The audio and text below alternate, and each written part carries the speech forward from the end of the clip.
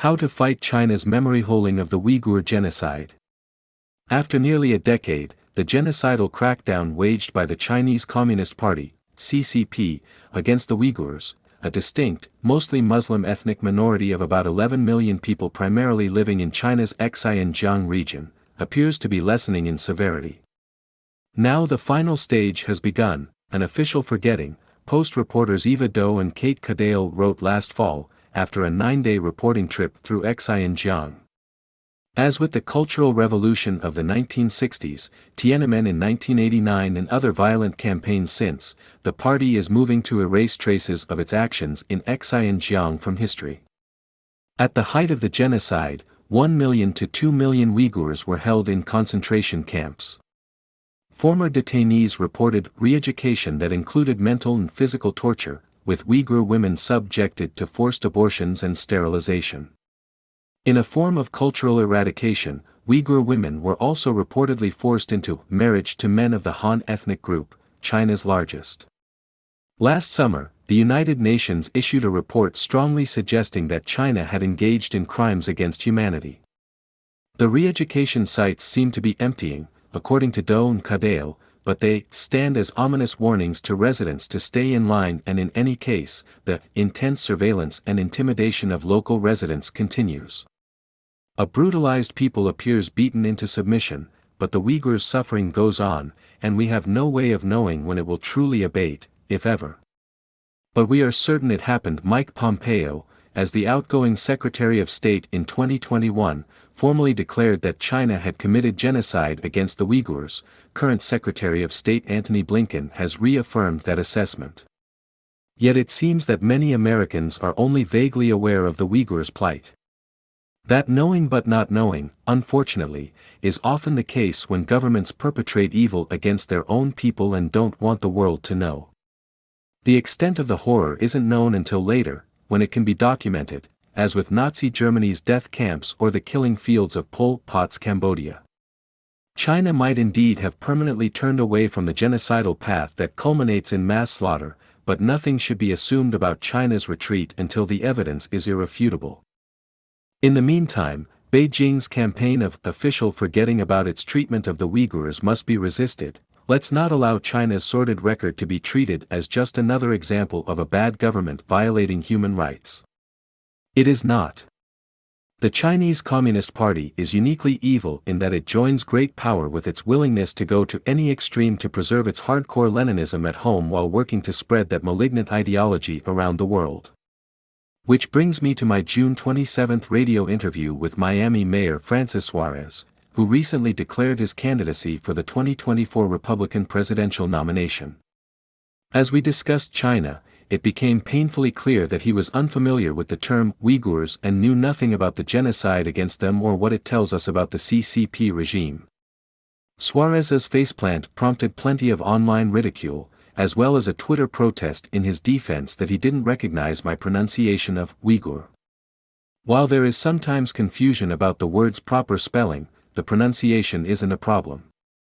The mayor was simply uninformed, and knew it. He joked about Weeble and promised to do his homework. Key point, asking about the Uyghurs is not remotely a gotcha question. It would have been just as acceptable to ask a Cold War politician about the Soviet Gulag prison system. Now we are in a new Cold War, one that has become as obvious as it is ominous. Any Republican who aspires to become the next president must be ready on day one to deal with the biggest threat to the United States, the Chinese Communist Party. The CCP's record in Tibet, in Xinjiang, in Hong Kong and now perhaps in Taiwan must be front of mind for everyone on the GOP's presidential debate stage when those gatherings commence in August. The Republican National Committee is setting rules for those debates. A good one to consider would be designating an entire debate to the sole topic of the CCP, including its many abuses of the Chinese people and its threats to the world.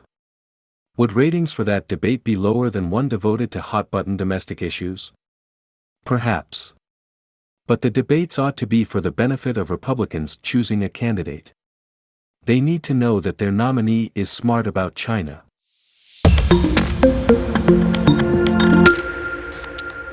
How to fight China's memory holding of the Uyghur Genocide. After nearly a decade, the genocidal crackdown waged by the Chinese Communist Party, CCP, against the Uyghurs, a distinct, mostly Muslim ethnic minority of about 11 million people primarily living in China's Xinjiang region, appears to be lessening in severity. Now the final stage has begun, an official forgetting, Post reporters Eva Doe and Cate Cadell. Why Democrats still need Joe Biden. Joe Biden might look like a relic. He's an 80-year-old, white, establishment liberal leading an increasingly young, diverse and progressive party, which is why many journalists and even Democratic politicians often cast him as a purely transitional figure. But Biden has a key strength that keeps him relevant: his connection to non-college-educated white Democrats. These voters not only make up the party's largest demographic bloc, but they also sit at the party's ideological center. If Democrats want to continue winning elections, they need to keep Biden, or someone else who can appeal to this group, in the spotlight. Democrats might be tempted to write off working-class white voters as lost to the GOP. But Democrats continue to win a substantial share of these voters. In fact, they gave Biden almost one-third of his total votes in 2020. Some of these voters are simply Gen Z progressives who haven't earned their diplomas yet. But many aren't. According to the 2022 Cooperative Election Study, a poll of more than 60,000 Americans, interviewed before and after the election, half of blue-collar white Democrats are 50 or older, and one-third said they were politically moderate. Biden, unlike many Democratic politicians, seems to understand this fact. He's constantly wooing non-college-educated whites, emphasizing his roots in Scranton, Pennsylvania, and touting his connection to former President Barack Obama, who performed very well with non-evangelical, blue-collar white voters in 2008 and 2012. Biden has also carefully positioned himself as the negotiator between blue dog Democrats, true blue progressives, and even mainstream Republicans. And throughout his career, he has built a voting record that puts him squarely in the ideological center of the Democratic Party, roughly where white, blue-collar Democrats sit now. That's why Biden is still an essential leader for Democrats. He knows that if he bleeds just a few percentage points among blue-collar whites, Trump or Florida Governor Ron DeSantis might be able to gain the foothold the Republican Party needs to climb back into the White House in 2024. Biden's carefully crafted persona is meant to keep enough of them around to secure a second term. Make no mistake, college-educated professionals, young progressives and other non-white voting blocs are the future of the Democratic Party. Every year, these groups gain more power and blue-collar whites become a smaller slice of the Democratic coalition. But the party has a long way to go before it can stop thinking about working-class white voters. For at least the next few presidential elections, Democrats will need to find politicians in the mold of Biden, or Obama, who can hold on to this demographic while still capitalizing on the nation's increasing diversity and educational attainment.